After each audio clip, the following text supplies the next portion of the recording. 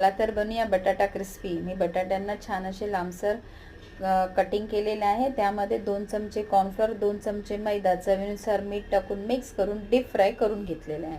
दुसऱ्या कढईमध्ये आलं, लसूण, हिरवी मिरची छान अशी ठेचून टाकलेली आहे। शिमला मिरची, कोबी, कांद्याची पात आणि कांद्याच्या पातीचाच कांद्याचा वापर केलेला आहे। हे छान मिक्स करून घेऊया। त्यामध्ये रेड चिली सॉस टाकायचा आहे, सोया सॉस टाकायचा आहे, ग्रीन चिली सॉस टाकायचा आहे, विनेगर टाकायचा आहे आणि टोमॅटो सॉस टाकायचा आहे।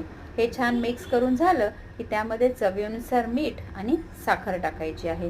हे त्यानंतर मी फूड कलरचा वापर केलेला आहे, शेजवान चटणी देखील टाकलेली आहे। मग त्याच्यामध्ये आपण जे फ्राय केलेले पोटॅटो होते ते टाकूया आणि छान मस्तपैकी एकजीव करून घेऊया। तयार आपले पोटॅटो क्रिस्पी। माझी रेसिपी आवडली असेल तर चेतनास किचनला लाईक, शेअर आणि सबस्क्राईब करा।